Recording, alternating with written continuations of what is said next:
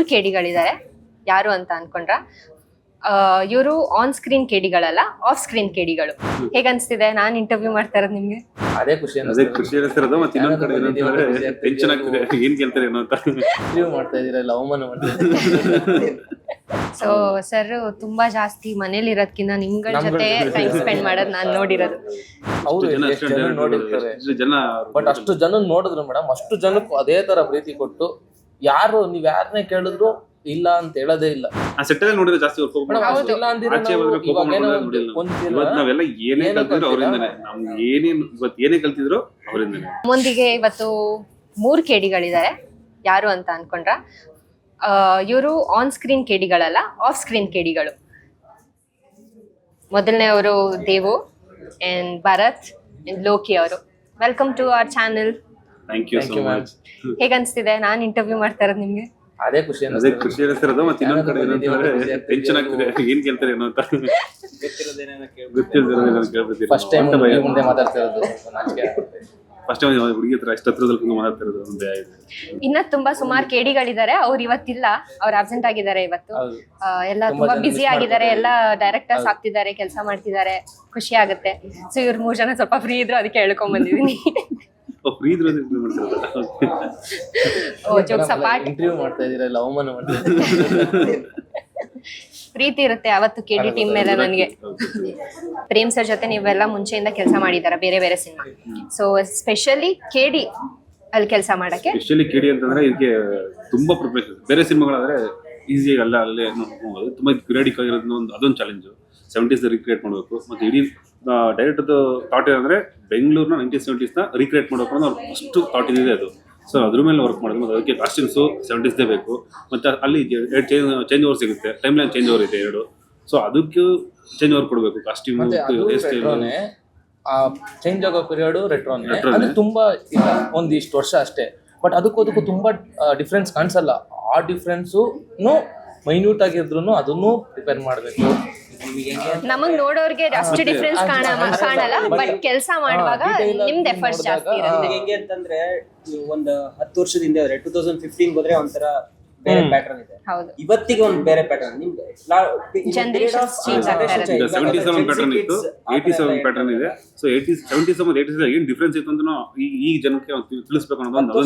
ಏನ್ ಬೇಕಾದ್ರೂ ಚೇಂಜಸ್ ಆಗ್ತಾ ಇರುತ್ತೆ. ಮೀನ್ಸ್ ನಿಮ್ದೊಂದು ಸ್ಟೈಲ್ ಇರ್ಬೋದು, ಆಟಿಟ್ಯೂಡ್ ಇರ್ಬೋದು, ದೆನ್ ಕಾಸ್ಟ್ಯೂಮ್ಸ್ ಇರ್ಬೋದು, ಹೊಸ ಅಪ್ಡೇಟ್ ಶೈಲಿ ಇರ್ಬೋದು, ಹೊಸ ಅಪ್ಡೇಟ್ ಬರ್ತಾನೆ ಇರುತ್ತಲ್ಲ. ಸೊ ಆತರ 2 ವೇರಿಯೇಷನ್ ಇನ್ 90s 70s ಎರಾದಲ್ಲೇನೆ ಬರುತ್ತೆ.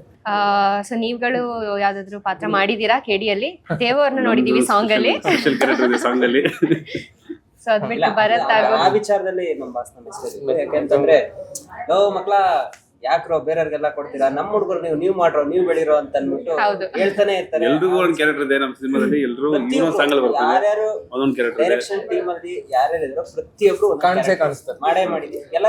ಎಲ್ಲರಿಗೂ ಅವಕಾಶ ಕೊಟ್ಟೇ ಇದಾರೆ ಸರ್. ಅದ್ರಲ್ಲೆಲ್ಲ ನೀವು ಕೆಲಸ ಮಾಡೋದ್ ಬಿಟ್ಟು ಅಲ್ಲೋಗಿ ಮಾಡ್ತೀರಾ ಆತರ ಯಾವತ್ತೂ ಹೇಳಿಲ್ಲ. ನೀವು ಮಾಡ್ರೋ, ನೀವು ಬೆಳಿರೋ, ನೀವು ನಮ್ಮ ಹುಡುಗರು ನೀವು ಬರ್ರಿ ಅಂತ ಅಂದ್ಬಿಟ್ಟೆ ಹೇಳ್ತಾರೆ. ಇವತ್ತು ಮೇಡಮ್ ಅವರು ಹೊರಗಡೆ ಅಂದ್ರೆ ಸಿನಿಮಾ ವರ್ಕ್ ಮೇಲೆ ಹೊರಗಡೆ ಹೋಗಿರ್ಬೋದು, ಬಟ್ ಅವ್ರು ಹೊರಗಡೆ ಹೋಗಿದ್ರು ಮ್ಯಾನೇಜರ್ಗಳಿಗಾಗ್ಲಿ, ನಮ್ಮ ಚಂದ್ರಣ್ಣಂಗೆ ಇಲ್ಲ ಸುವರ್ಣಂಗೆ ಅವ್ರಿಗೆ ಹೇಳ್ಬಿಟ್ಟೆ ಹೋಗಿದ್ದಾರೆ. ಅಂದ್ರೆ ಹುಡುಗರ್ನು ಇಂಟರ್ವ್ಯೂ ಮಾಡ್ಲೇಬೇಕು ಕಣೋ ಇದ್ರಲ್ಲಿ ಅಂತ. ಅಂದ್ರೆ ಯಾವ ಡೈರೆಕ್ಷನ್ ಟೀಮ್ಗೂನು ಆತರ ಮಾಡಿ ಅಂತ ಹೇಳಿದಾರೋ ಹೇಳಿಲ್ವೋ ಗೊತ್ತಿಲ್ಲ ಮೇಡಮ್ ಪರ್ಸನಲಿ. ಬಟ್ ಅವರು ನಮ್ಮ ಚಂದ್ರಣ್ಣಂಗೆ ಹೇಳ್ಬಿಟ್ಟು ಹೋಗಿದ್ದಾರೆ, ನೋಡು ಅವ್ರ ಕೈಲಿ ಇಂಟರ್ವ್ಯೂ ಮಾಡಿಸು. ಅಂದ್ರೆ ಆ ಹುಡುಗರು ಅಷ್ಟು ಕಷ್ಟಪಟ್ಟಿದ್ದಾರೆ, ಅವ್ರು ಮಾಡಿರೋದಕ್ಕೋಸ್ಕರನೇ ಹಿಂಗೆ ನೀನ್ ಮಾಡ್ಬಿಟ್ಟು ಹೋಗು, ನಾನಿಲ್ಲ ಅಂದ್ರೆ ಪರವಾಗಿಲ್ಲ, ಹುಡುಗರು ನಿಂತ್ಕೊಂಡು ನೀನ್ ಮಾಡ್ಬೇಕು ಇವತ್ತು ಅಂತ ಹೇಳ್ಬಿಟ್ಟೆ ಹೋಗಿದ್ದಾರೆ. ಪರ್ಟಿಕ್ಯುಲರ್ ಈ ಸಿನಿಮಾಗೆ ಅಂತಲ್ಲ, ಬೇರೆ ಸಿನಿಮಾಗೆ ನಮ್ಗೆ ರವೀಣ ಒಂದು ರಕ್ಕಸಪುರದಲ್ಲಿ ಒಂದು ಇದು ಮಾಡಿಸಿದ್ರು, ಅವ್ರೊಂದು ಡೈರೆಕ್ಷನ್ ಮಾಡಿದ್ರು. ಸೊ ಆ ಇದ್ರಲ್ಲಿ ಇವನು ಸಾಂಗ್ ಬರ್ಸೋ ಅಂದ್ಬಿಟ್ಟು ಇವ್ನಿಗೊಂದು ಸಾಂಗ್ ಬರ್ಸಿದ್ರು, ನಂಗೊಂದು ಸಾಂಗ್ ಬರ್ಸಿದ್ರು. ನಮ್ಗೊಂದು ಅದೊಂದು ಭಯ ಇತ್ತು ಹೆಂಗ್ ಕೇಳೋದು ಅಂತ. ಅವರೇ ಹೇಳಿದ್ರು, ನೀವು ಬರೀತೀರಾ ಬರೀರೋ ಅಂತ ಅಂದ್ಬಿಟ್ಟು ಅವ್ರೊಂದು ಸಾಂಗ್ ಕೊಡಿಸಿ ನೆಕ್ಸ್ಟ್ ಸಿನಿಮಾದಲ್ಲಿ ನಮ್ಗೊಂದು ಸಾಂಗ್ ಬರೀದಿರೋ ನನ್ನ ಸಿನಿಮಾದಲ್ಲಿ ಅಂತ ಅವ್ರು ಹೇಳಿ. ಅಂದ್ರೆ ಅದೊಂದು ಮೋಟಿವೇಶನ್ ಅವ್ರ ಕಡೆ ಇದ್ದೇ ಸಪೋರ್ಟ್ ಯಾವಾಗ್ಲೂ ಇದ್ದೇ ಇರುತ್ತೆ ಅವ್ರಿಗೆ. ಸೊ ನಮ್ಗೊಂದು ಖುಷಿ ಅವ್ರ ಜೊತೆ ಕೆಲಸ ಮಾಡೋದಕ್ಕೆ ಅದೊಂದು ಮೋಟಿವೇಶನ್ ಅನ್ನೋದಕ್ಕಿಂತ ಎನರ್ಜಿ ಮೇಡಮ್. ಅವ್ರನ್ನ ನೋಡಿದ್ರೆ ಅನ್ಸುತ್ತೆ ಸರ್ ಇಷ್ಟು ದೊಡ್ಡ, ನಮ್ಗೆ ಅನ್ಸುತ್ತೆ ಮೇಡಮ್ ಏನಾರು ಸ್ವಲ್ಪ ದುರಾಂಕಾರ ಏನೋ ಬಂದಾಗ ಅವ್ರನ್ನ ನೋಡಿದ್ರೆ ಅನ್ಸುತ್ತೆ ಸರ್ ಇಷ್ಟು ದೊಡ್ಡ ಡೈರೆಕ್ಟರ್ ಇವ್ರ ಹೆಂಗಿರ್ಬೇಕಾರೆ ನಾವ್ ಯಾವ ಲೆಕ್ಕ ರೀ ಮುಂದೆ. ನಿದ್ದೆ ಮಾಡೋದಿಲ್ಲ, ಅವ್ರು ಕರೆಕ್ಟ್ ಟೈಮ್ ಊಟ ಮಾಡೋದಿಲ್ಲ, ಮತ್ತೆ ಅವ್ರು ಕೇಳಿದ್ರೆ ಎಲ್ಲವೂ ಬರುತ್ತೆ, ಬಟ್ ಅವ್ರು ಕೇಳೋದೇ ಇಲ್ಲ. ಸೊ ಸರ್ ತುಂಬಾ ಜಾಸ್ತಿ ಮನೇಲಿ ಇರೋದ್ಕಿಂತ ನಿಮ್ಗಳ ಜೊತೆ ಟೈಮ್ ಸ್ಪೆಂಡ್ ಮಾಡೋದು ನಾನು ನೋಡಿರೋದು. ಸೊ ಶೂಟಿಂಗ್ ಅಲ್ಲೂ ಅಷ್ಟೇ, ಟು ಬಿ ಫ್ರ್ಯಾಂಕ್ ಸರ್ ಎಷ್ಟು ಎಫರ್ಟ್ ಹಾಕಿದ್ದಾರೆ. ಸೊ ಇವರೆಲ್ಲರೂ ಅದಕ್ಕಿಂತ ಜಾಸ್ತಿನೂ ಹಾಕಿದ್ದಾರೆ ಎಫರ್ಟ್ಸ್. ಸೊ ಪರ್ಸ್ನಲಿ ನನಗೆಲ್ಲರೂ ಫೇವ್ರೆಟ್ಸ್. ನನಗೂ ಖುಷಿ ಆಗುತ್ತೆ ಅವ್ರ ಜೊತೆ ಮಾತಾಡೋದಕ್ಕೆ. ನನಗೆ ಪರ್ಸ್ನಲಿ ಗೊತ್ತು ನಿಮ್ದೆಲ್ಲ ಬಾಂಧವ್ಯ ಯಾವ ತರ ಇರುತ್ತೆ ಪ್ರೇಮ್ ಸರ್ ಜೊತೆ. ಸೊ ನಮ್ ವೀಕ್ಷಕರಿಗೆ ನೀವ್ ಹೇಳ್ಬೇಕು ನಿಮ್ದು ಸರ್ದು ಬಾಂಧವ್ಯ ಯಾವ ತರ, ಸೊ ಹೇಗಿರುತ್ತೆ ರಿಲೇಶನ್ಶಿಪ್ ನಿಮ್ದು, ಕೆಲ್ಸದ ವಿಷಯದ ಆಗ್ಲಿ ಪರ್ಸನಲ್. ಸೊ ಅದೇ ಎನಿಥಿಂಗ್. ಕೆಲ್ಸದ ಟೈಮ್ ಅಂತ ಬಂದ್ರೆ ಮೇಡಮ್ ಗುರು ಶಿಷ್ಯರ ಬಾಂಧವ್ಯ, ಅದನ್ನ ಬಿಟ್ಟಾಗ ಬಂದ್ರೆ ಅಮ್ಮ ಮಗನ್ ಬಾಂಧವ್ಯನೋ ಅಪ್ಪ ಮಗನ್ ಬಾಂಧವ್ಯನೋ ಎಲ್ಲಾ ಸ್ಥಾನ ತುಂಬಿಡಿದಾರೆ ಮೇಡಮ್ ಅವ್ರು.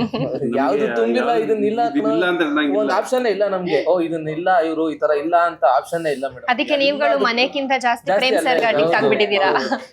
ಅವ್ರು ಏನ್ ಹೇಳಿದ್ರು ಮೇಡಮ್, ನಾವ್ ಇಲ್ಲ ನಾವ್ ಹೇಳಕ್ಕೆ ಆಗಲ್ಲ ಬಿಡಿ, ಬಟ್ ಅವ್ರು ನಮ್ನ ಆರ್ಡರ್ ಮಾಡೋದಿಲ್ಲ ಮೇಡಮ್. ಇದುವರೆಗೂ ನಾವು ನಮ್ಗೆ ಹೇಳಿ ಒಂದ್ ಹತ್ರ 4 ವರ್ಷ ಆಯ್ತು ಮೇಡಮ್, ಇದುವರೆಗೂ ಒಂದು ದಿನ ಅವ್ರು ಆರ್ಡರ್ ಮಾಡೇ ಇಲ್ಲ. ಆರ್ಡರ್ ಮಾಡಿಲ್ಲ, ನೀವು ಇದನ್ನ ಮಾಡ್ಲೇಬೇಕು ಅಂತ. ಇದು ನಿಮ್ ಕೈ ಮಾಡ್ತೀರೇನೋ ಅಷ್ಟೇ ಕೇಳೋದ ಬಿಟ್ರೆ ಇದನ್ನ ನೀವು ಮಾಡ್ಲೇಬೇಕು ಕಣ ಅಂತೆಲ್ಲ ಯಾವುದೇ ಕಾರಣ. ಮತ್ತೆ ಅವ್ರಿಗೆ ಯಾರ್ಯಾರ ಕೆಪಾಸಿಟಿ ಏನಂತ ಗೊತ್ತು, ಅವರು ಈ ಕೆಲಸ ಮಾಡ್ತಾರೆ, ಕೆಲಸ ಇವನೇ ಮಾಡ್ಬೇಕು ಅಂತ ಮಾತ್ರ ಅವ್ರ ಪಕ್ಕ ಗೊತ್ತು ಮೇಡಮ್. ಯಾರಿಗೆ ಏನ್ ಹೇಳ್ಬೇಕು, ಇವ್ನಿಗೆ ಇದೇ ಹೇಳ್ಬೇಕು, ಅವ್ನಿಗೆ ಅದೇ ಹೇಳ್ಬೇಕು ಅನ್ನೋದು ಅವ್ರಿಗೆ ಗೊತ್ತು. ಅವ್ರಿಗೆ ಗೊತ್ತಿರುತ್ತೆ ಅಷ್ಟು. ಮುಖ ನೋಡಿದ್ರೆ ಗೊತ್ತಾಗ್ಬಿಡುತ್ತೆ ಯಾರ ಹತ್ರ ಏನ್ ಟ್ಯಾಲೆಂಟ್ ಇದೆ, ಏನ್ ತೆಗಿಬೇಕು. ಮತ್ತೆ ಇಷ್ಟು ವರ್ಷ ನೋಡ್ಕೊಂಡ್ ಬಂದಿದ್ದಾರೆ ಮೇಡಮ್. ಅವ್ರು ಎಷ್ಟು ಜನ ನೋಡಿರ್ತಾರೆ, ಬಟ್ ಅಷ್ಟು ಜನ ನೋಡಿದ್ರು ಮೇಡಮ್. ಅಷ್ಟು ಜನಕ್ಕೂ ಅದೇ ತರ ಪ್ರೀತಿ ಕೊಟ್ಟು ಯಾರು ನೀವ್ ಯಾರನ್ನೇ ಕೇಳಿದ್ರು ಇಲ್ಲ ಅಂತ ಹೇಳೋದೇ ಇಲ್ಲ. ಅವ್ರನ್ನ ಪ್ರೀತಿ ತುಂಬಾ ಕೋಪ ಮಾಡ್ಕೊಳ್ಳೋದು ತುಂಬಾ ಕಡಿಮೆ. ಅದೇ ಕೆಲಸದಲ್ಲಿ ವಿಚಾರ ಅಂತ ಮಾತ್ರನೇ ಕೋಪ ಮಾಡ್ಕೊಂತಾರೆ. ಆ ಸೆಟ್ಟಲ್ಲಿ ನೋಡಿದ್ರೆ ಜಾಸ್ತಿ ಒಂಚೂರು ಕಲ್ತಿರ್ಬೋದು, ಒಂದೆಷ್ಟೋ ಒಂದ್ ಚಿಕ್ಕ ಪರ್ಸೆಂಟೇಜ್ ಕಲ್ತಿರ್ಬೋದು. ಆ ಕಲಿಯೋದಕ್ಕೂ ಅವ್ರು ಕೋಪ ಮಾಡ್ಕೊಂಡಿಲ್ಲ ಅಂದ್ರೆ ಅದ್ ಕಲಿಯಕ್ಕೂ ಆಗ್ತಿರ್ಲಿಲ್ಲ. ಏನೋ ಕಲ್ತಿದೀವಿ ಅಷ್ಟೇ, ಅಷ್ಟು ಕಲ್ತಿಲ್ಲ. ನಾವೆಲ್ಲ ಏನೇ ಕಲ್ತಿದ್ರು ಅವರಿಂದನೇ, ನಮ್ಗೆ ಏನೇ ಕಲ್ತಿದ್ರು ಅವರಿಂದನೇ. ಒಂದು ಪದ ಬರೆಯಕ್ ಬರ್ತಿರ್ಲಿಲ್ಲ ಅನ್ನೋದಕ್ಕಿಂತ ನೀವು ಬರೀತೀರಾ ಅಂತ ಒಂದು ನಂಬಿ ಸಾಂಗ್ ಬರೀತಾರೆ. ಅವ್ರು ಬರೀತಾರೆ ಕೂಡ. ಅವ್ರ ಸಾಂಗ್ ಬರೆದ್ರೆ ಎಷ್ಟು ಇಡೀ ಕರ್ನಾಟಕ ಕ್ರೇಜ್ ಅಲ್ಲಿ ಕೇಳುತ್ತೆ ಅವ್ರ ಸಾಂಗ್ ಬರ್ತಾರ ಅಂತ. ನಮ್ಮ ಹತ್ರ ಒಂದ್ ಸಾಂಗ್ ಆಗತ್ತೆ ಅಂದ್ರೆ ನಮ್ಗೆ ಅದೇ ಖುಷಿ. ಅವ್ರು ಹೇಳಿದ್ದೆ ಇವ್ರು ಬರೆಸ್ತಾರಲ್ಲ ಪ್ರಮುಖ ಬರೀತೀವೋ ಇಲ್ವಾ ಮೇಡಮ್, ಅವ್ರು ಹೇಳಿದ್ರಲ್ಲ ಅದಕ್ಕೆ ಬರ್ದೋಯ್ತು ಅನ್ಸುತ್ತೆ. ಅದು ಅವ್ರು ಹೇಳಿದಾರೆ, ಅವ್ರು ಹೇಳೋ ಥಾಟ್ಸ್ ಇದೆ ಇದ್ರ ಮೇಲೆ ಬರೀದು ಅಂತ ಆ ಒಂದು ಥಾಟ್ಸ್ ಅವ್ರು ಹೇಳಿರ್ತಾರೆ ಗೊತ್ತಾ ವಿಷಯ, ಇದು ಹಿಂಗಿದೆ ಕಣೋ ಅಂತ ಅಲ್ಲೇ ಹೇಳ್ಬಿಟ್ಟಿರ್ತಾರಲ್ಲ ಆಲ್ರೆಡಿ. ಸುಮ್ನೆ ಒಂದೆರಡು ಕೂರ್ಸ್ಕೊಂಡು ಹೋದ್ರೆ ಸಾಕಷ್ಟೇ, ಈಸಿ ಮಾಡ್ಕೊಟ್ಬಿಡ್ತಾರೆ. ಈಸಿ ಮಾಡ್ಕೊಟ್ಬಿಡ್ತಾರೆ. ವಿಚಾರ ಎಲ್ಲ ಹೇಳ್ಬಿಡ್ತಾರೆ. ಅವ್ರು ಮಾತಾಡೋದನ್ನ ನಾವು ಹಾಡ್ತಾರ ಬರ್ಬಿಟ್ರೆ ಅವ್ರು ಅದನ್ನ ಹೇಳುದು. ನಾವು ಸುಮ್ಮನೆ ಅವ್ರ ಜೊತೆ ಇದ್ರೆ ಸಾಂಗ್ ಬರೋದು ಇಷ್ಟು ಈಸಿ ಅಂತ ಅನ್ಸ್ಬಿಡುತ್ತೆ. ಬಟ್ ನಾವು ಬರೀ ಕೂತ್ಕೊಂಡು ಏನ್ ಇಷ್ಟೊಂದು ಕಷ್ಟ ಅನ್ಸುತ್ತೆ. ಅವ್ರು ಬರೆಯುವಾಗ ಬರ್ಕೊಂಡ್ ಹೋಗ್ತಾ ಇರ್ತಾರೆ, ಇಷ್ಟು ಈಸಿ ಬರೀತಾರಲ್ಲ ಇವ್ರು ಅಂತ ಅನ್ಸ್ಬಿಡುತ್ತೆ. ಇಷ್ಟು ಫಾಸ್ಟ್ ಬರ್ಬಿಟ್ರಲ್ಲ ಸಾಂಗ್ ಅಂತ. ಅವ್ರು ನೆಕ್ಸ್ಟ್ ಲೆವೆಲ್ ಸಾಂಗ್ ಬರೆಯೋದೇ ಆಗಿರ್ಬೋದು, ಕಂಪೋಸಿಂಗ್ ಆಗಿರ್ಬೋದು. ಕಂಪೋಸಿಂಗ್ ಕೂತ್ಕೊಂಡಾಗಂತೂ ನಮ್ಗೆ ಇಷ್ಟೆಲ್ಲ ಇದೆಯಾ ಸಂಗೀತದಲ್ಲಿ ಅಂತ ನಮ್ಗೆ ಅವ್ರ ಜೊತೆ ಕೂತ್ಕೊಂಡಾಗಲೇ ಅನ್ಸಿದ್ದು. ಇಷ್ಟು ಇಷ್ಟು ಎಲ್ಲ ಸಾಂಗ್ ಇಟ್ಕೊಡ್ತಾರೆ ಅಂತಂದ್ರೆ ಅದು ನೆಕ್ಸ್ಟ್ ಲೆವೆಲ್ ಕ್ರೇಜ್ ಅದು. ಸೊ ನಾವು ಅದರಿಂದ ಅವ್ರ ಜೊತೆ ಅಂತ ಮ್ಯೂಸಿಕ್ ಅದು ಕಲಿಯೋಕೆ ಇನ್ನೂ ಸಾಗರದಷ್ಟು ಇದೆ ಅದು. ಬಟ್ 2% ಈ ತರ ಥಿಂಕ್ ಮಾಡ್ಬೇಕು. ಆಕ್ಚುಲಿ ನಾವು ಈ ತರ ಥಿಂಕ್ ಮಾಡ್ಬೇಕಾಗಿರೋದು, ಇದು ಈ ತರ ಅಲ್ಲ ಅದು ಅನ್ನೋದು ರೈಟ್ ವೇಲ್ ತಗೊಂಡ್ರು ನಮ್ಮನ್ನ. ಮ್ಯೂಸಿಕ್ ಆಗಿರ್ಬೋದು ಅಥವಾ ಸ್ಕ್ರೀನ್ ಪ್ಲೇ ಬರೆಯೋದಾಗಿರ್ಬೋದು, ಒಂದು ಕತೆ ಮಾಡೋದಾಗಿರ್ಬೋದು, ಇದೆಲ್ಲ ಕಂಡ್ರೆ ಬಂದ್ರು ಇಲ್ಲ ಐತೆ ಕಣೋ ವಿಷಯ ಅಂತ ಈ ಕಡೆ ಕರ್ಕೊಂಡು. ಸೊ ನಮ್ಗೆ ಖುಷಿ. ಓಕೆ,